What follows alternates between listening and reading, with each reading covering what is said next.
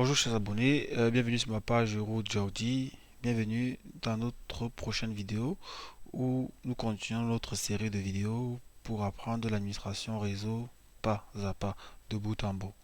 Alors aujourd'hui on introduit une nouvelle notion qui est le routage dynamique. Alors c'est quoi le routage dynamique? C'est un mécanisme qui permet au routeur d'échanger de manière automatique des informations de routage entre eux à l'aide des protocoles de routage. Donc ici le routeur, qu'est-ce qu'il fait? Il apprend. Contrairement au routage statique, ici il n'est pas nécessaire de configurer manuellement toutes les routes dans le routage dynamique. Alors, l'un des gros avantages ici dans le routage dynamique, c'est que les routes s'ajustent de manière automatique en cas de panne ou de modification du réseau. Ici aussi un gain de temps énorme, pas besoin de reconfigurer les routeurs manuellement pour chaque nouveau réseau qu'on rajoute à l'équipement. Ici aussi, chaque routeur reçoit les informations sur les réseaux distants grâce à ses voisins. Donc, un routeur qui est, je sais pas, au nord et qui est séparé par 5, 6 autres routeurs n'a pas techniquement besoin de connaître ce qui se passe au sixième routeur. Il va recevoir cette information de bout en bout par les autres routeurs. Ici, c'est vraiment un routage qui est adapté au réseau de taille moyenne. Alors, comme inconvénient du routage dynamique par rapport au routage statique, ici, c'est qu'il est moins prévisible. Par exemple, les routes peuvent changer de façon dynamique. Donc, un paquet qui est là, qu'on a donné la sortie, par exemple, par ici, pour aller au niveau du paquet qui est en vert. Si par exemple on fait une écoute Wireshark au niveau d'ici, on va se rendre compte en réalité peut-être le paquet il a été dévié. Donc là, ça c'est un peu stressant. Au niveau de la consommation aussi des ressources, que ce soit du CPU, de la bande passante, des mises à jour, le routage dynamique est plus gourmand. Et le routage dynamique aussi dépend du bon fonctionnement de la configuration. Donc ici on va utiliser l'un des premiers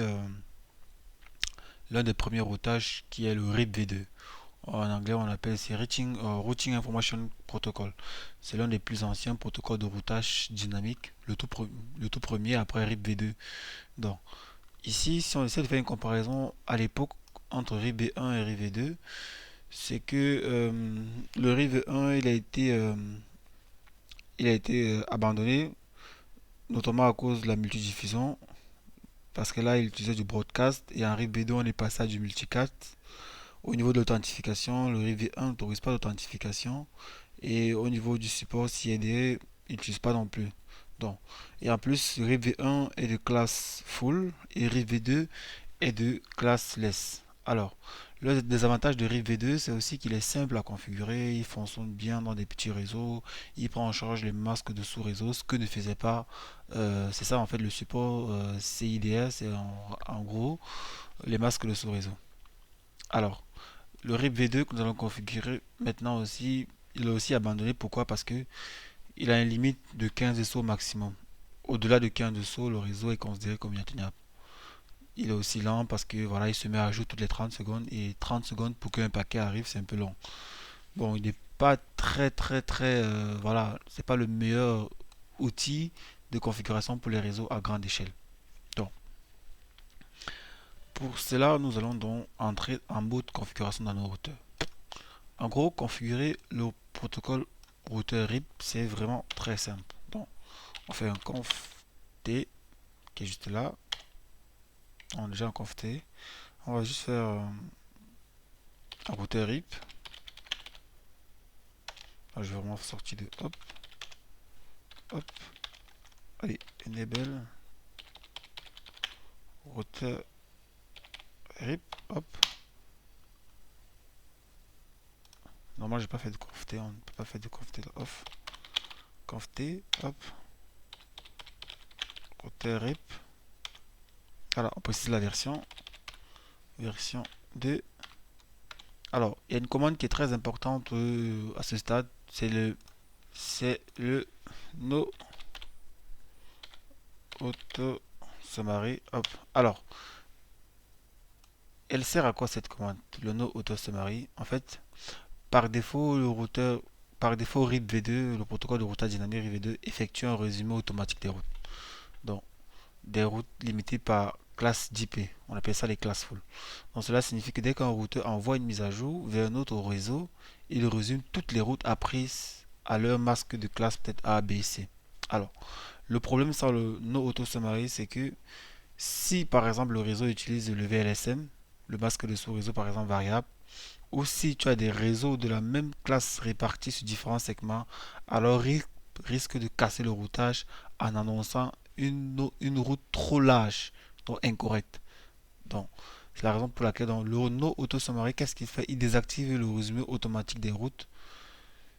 Alors, le RIP V2 peut alors tranquillement transmettre les routes avec le masque exact et non transférer les routes avec tous les masques qui existent.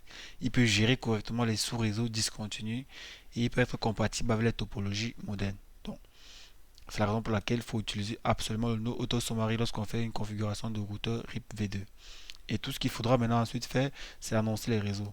Ici, les réseaux, il faut juste annoncer les réseaux voisins avec notre routeur direct. Donc, on n'a pas besoin de toucher les réseaux qui sont là, ni ceux qui sont là, ni ceux qui sont là, ni ceux qui sont là. Tout ce qu'il faut faire, c'est toucher les réseaux qui sont directement connectés à notre routeur. Ici, on a le réseau 70, 70, 60 et le réseau 70, 70, 50. Donc, c'est juste ce qu'on fait. Network.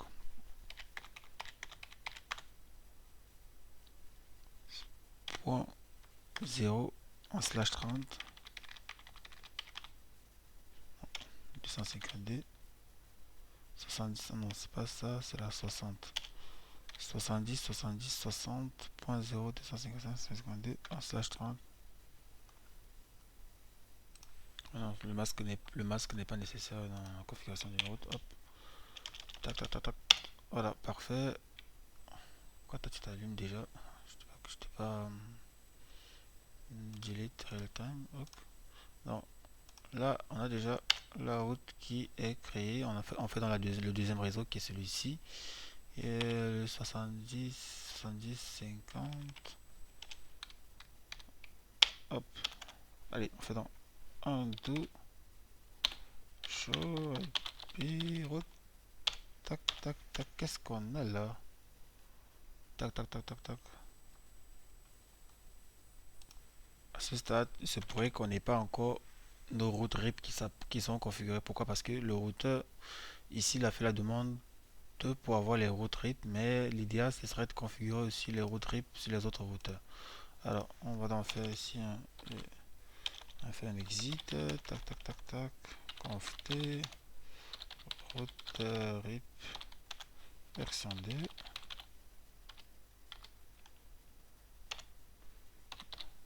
No route summary network. Hop. On a la 70.70.60.0. Hop. Et on a la 70, 70, 70, 0. Hop. On fait un exit. Et sur le routeur 0.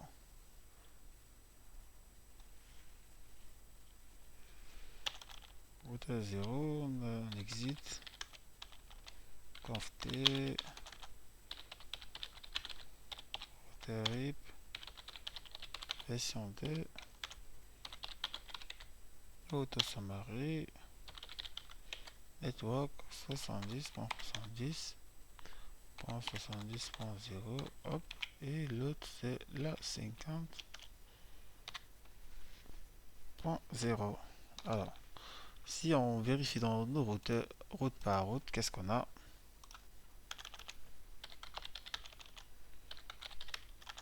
Show IP route. Hop.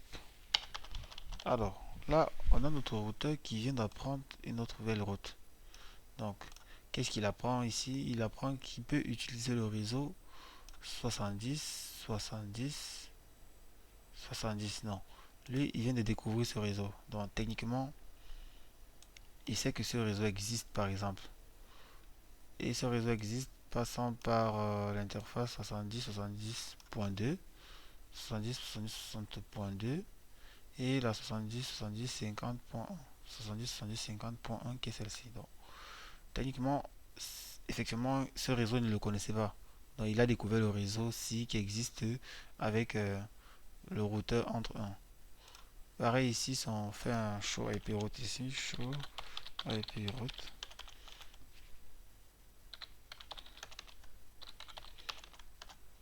Show IP route. Alors, pareil ici, on voit que au routeur RIP aussi, il a découvert un nouveau réseau qui est la 70.60 qui est là. Et il peut accéder à ce réseau passant par l'interface de son premier routeur qu'il est connecté ou de son deuxième routeur avec lequel il est connecté. Vous voyez que le routeur RIP, il a chopé une interface. Donc, on va donc avec le troisième routeur qui est là, on fait un exit, show IP route, hop.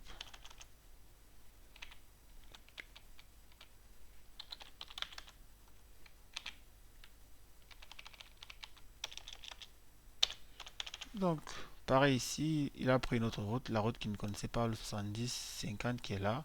Notre routeur 1, vu qu'il connaît son interface, il connaît là, donc il a aussi appris à connaître cette route. Donc, techniquement, à ce stade, si on prend un paquet qui est là, qu'on souhaite amener là, dans la simulation, là, il va calculer le chemin le plus court pour acheminer le paquet. Hop, il y a tout qui passe. Hop. L'avantage avec le routage dynamique, c'est qu'il est redondant au panne. Donc, si on teste la redondance comme ça, hop, et qu'on décide de prendre un paquet ici et de l'envoyer sur le jaune en faisant un start, le paquet sera acheminé automatiquement là en bas. Voilà. Comme mon paquet retourne en bas. C'est bizarre ça.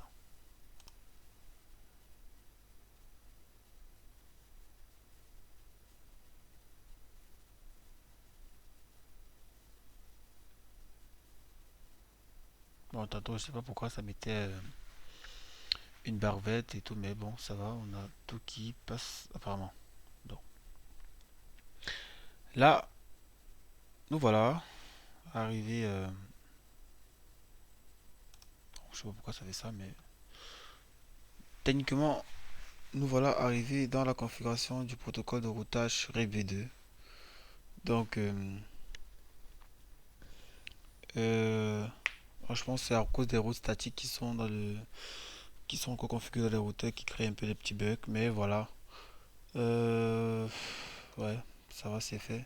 Donc, ici, on a un peu parcouru, on